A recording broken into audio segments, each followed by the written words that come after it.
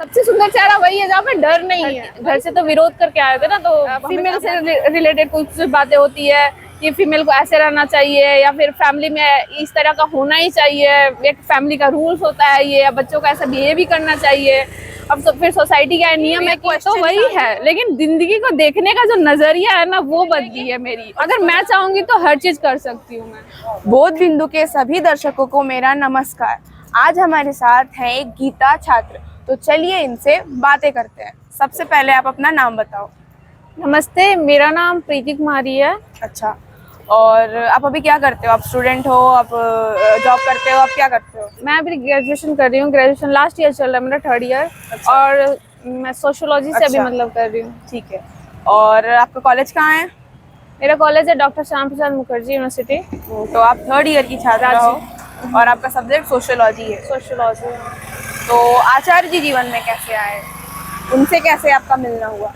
आचार्य जी मेरे जीवन में पहला तो एक था कि जब मैं रांची आई, यहाँ पे एडमिशन ली, जमशेदपुर से रांची आई तो पढ़ने के लिए जमशेदपुर से रांची? हाँ, पढ़ने के लिए जमशेदपुर से रांची आई। तो उस समय स्टार्टिंग में बहुत ज़्यादा मतलब तब जब घर से निकली ना तो बहुत ज़्यादा मतलब प्रॉब्लम था, पैसे का प्रॉब्लम, फिर इनसिक्योरिटी था एक जॉब को लेकर कि पापा हमेशा मेरे को बोलते रहते थे कि बीए करके क्या करोगी, कुछ होता नहीं, कुछ टेक्निकल पढ़ाई करोगी तो ही कुछ होगा, बीए करके क्या करना है, वो भी बाहर जाके पढ़े, बिना मतलब का पैसा बर्बाद कर रही हो।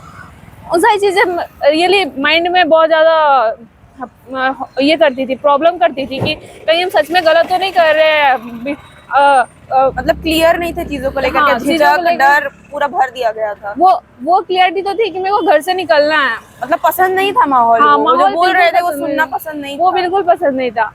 तो इसलिए सब्जेक्ट तो मैंने चेंज कर लिया, लेकिन उससे मेरे को संतुष्टि नहीं मिल रही थी कि क्या इससे मेरा आगे कुछ हो पाएगा या फिर बस क्लैरिटी नहीं थी। हाँ, क्लैरिटी नहीं थी। तो वही, उसके बाद मेरी फ्रेंड है जो को मेरा इंटरव्यू ले रही है। हाँ। इसी ने मेरे को आचार्य जी से इंट्रोड्यूस करवाया था। इसी ने बोला कि इनको सुनो एक बार, तुम्हें बहुत सारी चीज़ें, स्टार्टिंग में तो मेरे को नहीं उतना पसंद आता था उनका सुनना। बहुत सारी ऐसी बातें थी जो मेरे को पसंद नहीं आती थी। ऐसी क्या बात थी जो पसंद नहीं आती थी? Please explain. जैसे कि भावना को लेकर बोलते थे कि भावना वाना कुछ नहीं होता है, बस खाली वो एक शरीर की अच्छा, तो क्या लगता था मतलब ये कुछ फालतू सा बात कर रहे हैं? हाँ, मतलब पहले लगता था कि भावना बहुत बड़ी चीज है। हाँ, मेरे लिए भावना बहुत जल्दी, क्योंकि हम बात पे बहुत जल्दी इमोशनल हो जाते थे, पहले बहुत ज्यादा जल्दी हो जाते थे। अभी तो बहुत कम हुआ है, बहुत क्या कम ही हो गया, अभी मेरे को फर्क नहीं पड़ता उतना, लेकिन पहले बहुत ज्यादा था। किसी से अगर फ्रेंडशिप भी हो गया है तो उससे इतना ज्यादा हम चिपक जाते थे कि मतलब उससे अगर दूर है तो फिर उसके लिए मेरा को इमोशनलिटी आ जाती थी। मेरे को लगता था कि हम उससे बहुत ज्यादा ये कर रहे हैं, लेकिन बाद में समझ में आया कि ये भावना उसके लिए हिंसा ही है, उसके साथ जो हम इतना ज्यादा चिपकने खुद के लिए भी हिंसा थी। हाँ, अगर भावनात्मक, जब इसको थोड़ा सा ये करते हैं कि जब मेरे को वो इंसान ऐसा, कोई मेरा फ्रेंड ही है और उससे मेरी फ्रेंडशिप है, और जैसे ही वो मेरे से दूर जाता है हम मरने लगते हैं। हाँ, है ना? हमें लगता है नहीं, वो मेरे से दूर नहीं जा सकता, हम तो उसके बिना रह ही नहीं पाएंगे। बिल्कुल, मेरे फ्रेंड है, हम तो उसके बिना रह ही नहीं पाएंगे। तो जो डिपेंडेंसी है, तो ये उसके साथ हिंसा है या मेरे साथ हिंसा है या दोनों के साथ हिंसा है? ये दोनों के साथ हिंसा है, और सबसे ज्यादा हिंसा तो मेरे खुद के साथ है, क्योंकि मैं खुद के साथ नहीं रह पा रही हूँ। तो ये मेरे लिए सबसे बड़ा ये था, क्या बोलेंगे, टॉर्चर था कि मैं खुद को बिल्कुल पसंद नहीं कर पा रही हूँ। और हर मतलब हमेशा कोई चाहिए, मेरे को चाहिए। मतलब कि हम खुद स्ट्रांग है, खुद का क्या वैल्यू है मेरे को नहीं पता। इतने वीक है हम कि किसी के साथ भी स्टिंगनेस है, वो एक चिपकने वाला मेरे अंदर आ गया था। मतलब हम ऐसे हैं कि हमेशा मेरे को कोई ना कोई चाहिए ही चाहिए। हाँ, बिल्कुल। हम खुद में नहीं, हम खुद में क्या है मेरे को नहीं पता। नहीं, बिल्कुल नहीं पता है। तो वही आचार्य जी से ये क्लैरिटी मिली। और गीता समागम से तो मैं वही 2024 में अगस्त से जुड़ी हुई हूँ। तो पहले तो मेरे को जुड़ने का भी उतना ये नहीं लग रहा था कि नहीं, पहले हम यूट्यूब से सुनते हैं, अभी मेरे पास उतने पैसे नहीं हैं कि हम ज्वाइन कर लेंगे तो हर महीना दे पाएंगे, ये सारी बहुत सारी चीज़ें चलता था। लेकिन फिर हम देखे मेरी फ्रेंड जुड़ चुकी थी, उसको भी, उससे मेरे को समझ में आ रहा था कि उसके लाइफ में रियली डेवलपमेंट हो रही है, वो मेरे को दिख रहा था। और उससे थोड़ा मेरे को दिक्कत भी होता था, क्योंकि वो जैसे कि कभी कभी बहुत ज्यादा एबनॉर्मल बिहेव करते थे। मतलब एबनॉर्मल मेरे लिए होता, लेकिन उसके लिए वो नॉर्मल ही था। किस तरीके का एबनॉर्मल बिहेवियर? तो उसका बिहेवियर चेंज होते रहता था। मतलब हम समझ नहीं पा रहे कि मैंने तो कुछ गलती नहीं किया, मेरे से क्या प्रॉब्लम है कि ये बात करना अचानक से बंद कर देती है, बिल्कुल भी बात नहीं करती है, ऐसा क्या है। अब इन चीजों पे ध्यान जाता है। अब ये चीजें मेरे को बिल्कुल भी परवाह नहीं होता है, कोई बात करे या ना करे, मैं अपने में ठीक हूँ, मुझे परवाह हाँ पड़ती है कभी कभी, थोड़ा सा लगता है, फिर बाद में अब काम में बिजी हो जाता है तो मुझे उस चीज पर फर्क नहीं पड़ता है।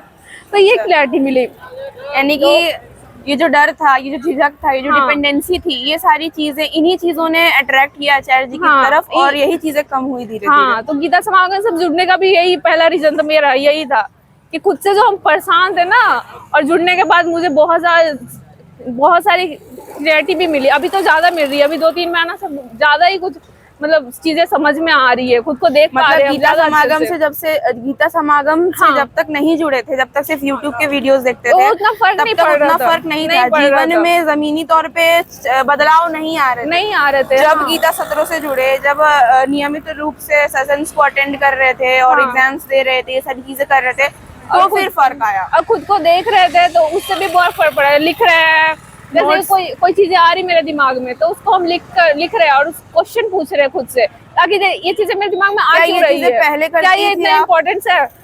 हाँ, पहले भी आती थी, लेकिन हम उतना ज्यादा पहले इन चीजों पे क्वेश्चन करती थी कि कहाँ से आ रही है, क्यों आ रही है। नहीं, वो चीजें क्वेश्चन करने नहीं देता था। मेरे को ऐसा लगता था ये तो मेरी ही है, ऐसे मेरे को लगता था।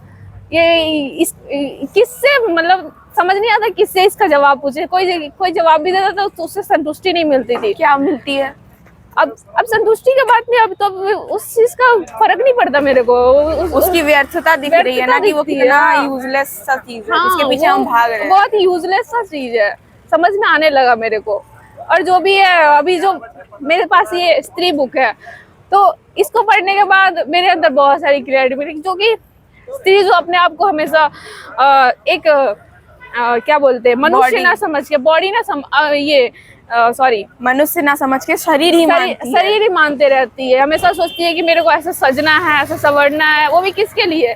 लोग तो कहेगी कि मैं तो लड़की हूँ, मैं तो सुंदर हूँ, मैं क्यों ना सजूं, मैं क्यों ना संवरूं, तो क्या कहोगी आप उसको? कोई जरूरी लड़की वो तो माइंड सोसाइटी द्वारा दी जाती है ना कि हाँ सुंदर हो तुम, या फिर कैसे हम मान ले कि तुम सुंदर हो और हम नहीं सुंदर है। सुंदरता माने क्या? कौन डिफाइन करेगा सुंदरता को? वही सुंदरता माने क्या? सुंदर वही है जहाँ पे सबसे सुंदर चेहरा वही है जहाँ पे डर नहीं है, वही सुंदरता है। इतनी सुंदर पंक्ति है, इसको फिर से कहिए। सुंदर चेहरा वही है जिस चेहरे में डर नहीं है, जो निडर चेहरा ही सबसे सुंदर चेहरा है। डर जो मैं खुद से लेती हूँ, खुद से नहीं, मतलब हर एक इंसान के अंदर डर रहता है। तो मुझे दिखती है ना, तो मुझे बस समझ में आती है कि डर जैसे जैसे हटती है ना, तो सुंदरता निखरते जाती है। तो वो समझ में आ रही है मुझे। मतलब सुंदरता का भी डेफिनेशन पूरा बदल गया। हाँ, वो सुंदरता का डेफिनेशन, पहले मेरे को था सुंदरता को लेकर, मैं अच्छी नहीं दिखती हूँ, काली हूँ, तो ये वो ऐसा मेरे माइंड में भी था। अब आप गोरी हो गई हैं। गोरी और हुए कि नहीं उसका मुझे फर्क नहीं पड़ता है, बट हाँ वो मेरे अंदर वो निखर रही है, वो चीजें आ रही है और डेवलपमेंट के राह पे मैं चल रही हूँ, वो बोल सकती हूँ मैं। अच्छा, तो ये डर झिझक मुझे लगता है ये बहुत सारी फीमेल्स में है, ये बहुत भर के है।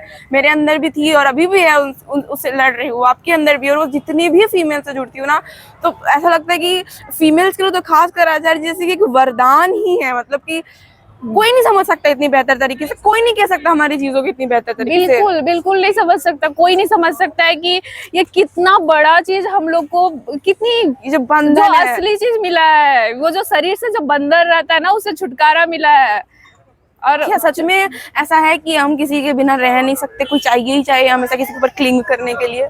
कैसा है? नहीं, आपने अपने जीवन में एक्सपीरियंस किया? मैंने ये ऑब्जर्व किया तो मुझे समझ में आया कि नहीं, बिल्कुल जरूरी नहीं है कि कोई रहना ही चाहिए मेरे लाइफ। ये मैं नहीं बोल रही हूँ कि कोई बेटर इंसान या फिर फ्रेंड ही मिल रहे हैं, हम दो फ्रेंड ही मिल रहे हैं, तो वो ऐसा है उनके साथ फ्रेंडशिप कि अगर वो साथ चल रहे हैं तो चीजें मतलब मेरे जीवन में तो कोई ऐसा काम होना चाहिए ना, वो मेरा मतलब हाँ, मैं सशक्त हो गई, तो फिर मेरे से तो कोई अगर जुड़ भी रहा है तो हाँ, मैं उससे फायदा लूंगी। लेकिन हाँ, वो ऐसा नहीं होगा कि वो मुझे चाहिए ही चाहिए, हाँ, मैं तभी कुछ हूँ, मतलब मैं हूँ ही नहीं, मेरा तो कोई अस्तित्व ही नहीं है। ऐसा होना चाहिए कि उसके साथ है भी तो मेरे को कोई फर्क नहीं पड़ रहा, और नहीं भी है तो कोई फर्क नहीं पड़ रहा है। ऐसा होना चाहिए, ऐसा नहीं कि वो रहना ही रहना चाहिए, बिल्कुल नहीं ऐसा रहना चाहिए। किसी का साथ इतना ज्यादा इफेक्ट नहीं पड़ना चाहिए लोगों पे।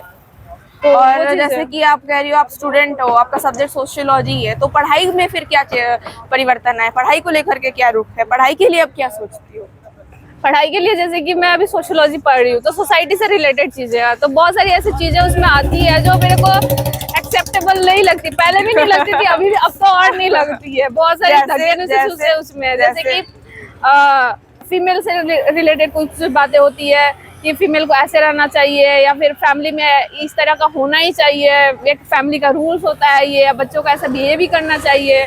अब तो फिर सोसाइटी का नियम है, शादी एक इंस्टीट्यूशन है, एक सोशल इंस्टीट्यूशन है, उसको बिना जब तक सोसाइटी सैंक्शन नहीं करेगी, जब तक सोसाइटी अनुमति नहीं देगी, तब तक एक कपल मैरिज मतलब एक कपल अपना लाइफ नहीं ये कर सकते हैं, मतलब गुजार तो सकते हैं। पढ़ाई में भी आप और ज्यादा चीजों को समझ पा रही हैं अच्छे से? हाँ, वो चीजें मुझे क्लियरिटी हो रही है सेशन से जुड़ने के बाद, और साथ में सोशियोलॉजी का जो मैं पढ़ रही हूँ, उन दोनों को जब रिलेट कर पाते हो? रिलेट कर पाते हैं, क्योंकि वहाँ पे अपोजिट हो जाता है ना सोसाइटी से, वहाँ पे बात अलग हो रही है। पूरा बोल रहे हैं कि नहीं, जो है सोसाइटी से, सोसाइटी के साथ नियम जो भी है, रूल्स एंड रेगुलेशन है, उसके साथ तुम्हें चलना पड़ेगा।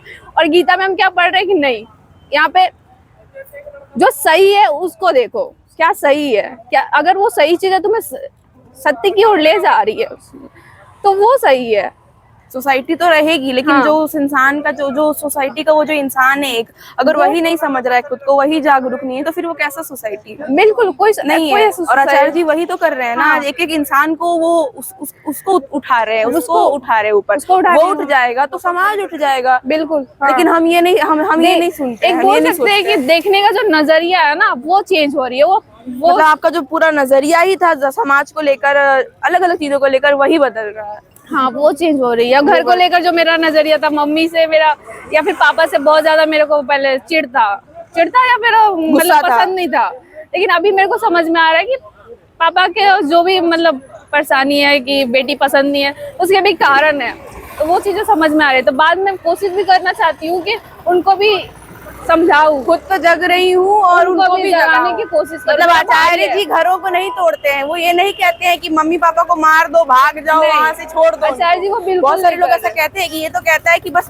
दुनिया को छोड़ के निकल जाओ, क्या ऐसा है? ऐसा बिल्कुल नहीं है। वो तो ये गीता सॉरी मतलब जुड़ने के बाद मुझे समझ में आ रहा है कि ये तो घर को जोड़ रहा है और प्यार बढ़ा रहा है। सही जो प्यार मेरा भाई से जो इतना ज्यादा अनबन रहती थी, वो मुझे समझ में आ रही कि क्यों रहती थी, उसके साथ क्यों है। अब मेरे लिए उसके लिए कोई जलनशीलता की भावना नहीं है। वो मैं चाहती हूँ उससे बात करना, उससे इंटरेक्ट करना चाहती हूँ, उसको भी लाना चाहती हूँ। मतलब पहले जब आचार्य जी नहीं थे तो जीवन में ऐसे ऐसे रिश्ते बन गए थे कि जिनमें बहुत ज्यादा विषय घुला हुआ था। हाँ। और अब वो चीजें भी खुल रही है, मतलब आपके लिए आप हल्के हो रहे हो। हाँ, अब हम हल्के हो रहे हैं हर एक के प्रति। किसी से मेरे को ये डिस्क्रिमिनेशन नहीं करना है कि उससे बात नहीं करना है, इससे बात करना है। कोई जो हम भेद करते हैं नहीं बनाना है यहाँ पे, जो हम भेद करते हैं, ये ऐसा है, ये ऐसा है, वो चीजें नहीं अब दिमाग में है मेरा। वो है ही मतलब नहीं आ रही है वो चीज। हम जैसे ही आती है ना मेरे दिमाग में, उस चीज को हम हटाते हैं। तो ये मैं पूछूंगी, जिंदगी क्या हुई, बदल गई, पलट गई, क्या हो गई? क्योंकि मैंने देखा है, मैंने अपने आंखों से देखा है आपकी जिंदगी को मेरे सामने पलटते हुए, बदलते हुए। जिंदगी तो वही है, लेकिन जिंदगी को देखने का जो नजरिया है ना, वो बदली है मेरी। और उस बदलाव से क्या हुआ आपको, क्या हुआ उस बदलाव से? उस बदलाव से ये हुआ कि मेरे अंदर जो वीकनेस थी ना, जो एंथुसिज्म था, जो मेरे को लगता था कि मेरे अंदर कुछ है ही नहीं, वो चेंज हुआ है। वो मेरे को रियल खुशी मिलती है कि नहीं, मैं भी कुछ कर सकती हूँ। वो मुझे आचार्य जी से मिली है। मतलब जो आत्मिक मजबूती है, वो मुझे मिली है। मतलब आचार्य जी ने आपको आपकी मजबूती वापस लौटाई है, या कहूँ तो मजबूती तो थी ही, और उसके ऊपर जो इतना आवरण और इतना जो कचरा जमा हुआ था, वो सब अब आप खुद देख पा रहे हो उस कचड़े को, और उस कचड़े को एक एक करके हटा रही हूँ मैं, एक एक करके हटा रही हूँ।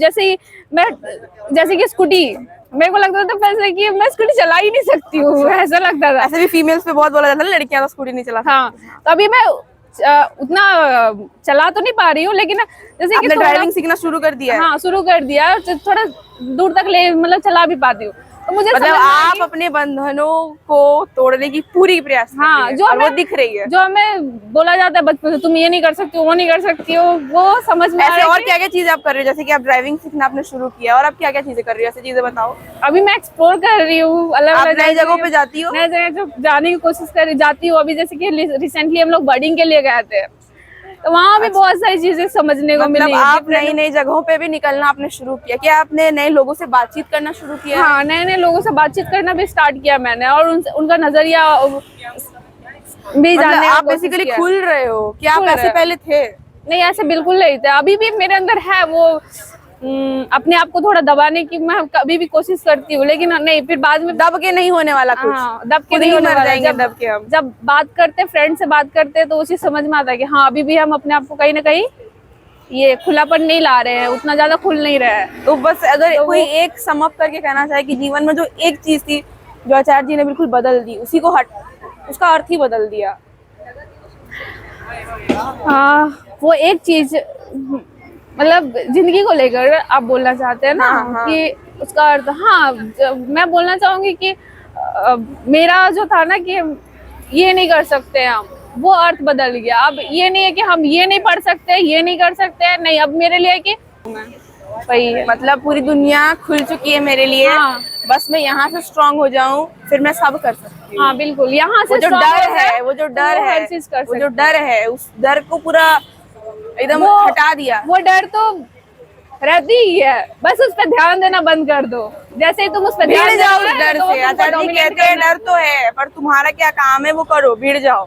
हाँ, डर तो रहेगा, उस डर तो से लड़ो। रहेगा, डर तो रहेगा, बस उस पर ध्यान नहीं देना, जो काम है उस पर ध्यान देना है, हाँ, वही अभी बिल्कुल। और हाँ। हमें सहजता सिखाते हैं आचार्य। सहजता सिखाते हैं। हाँ, तो बहुत बहुत धन्यवाद हमसे बातें करने का। थैंक यू सो मच, तो हम मेरे से भी बातें करने के लिए। ठीक है।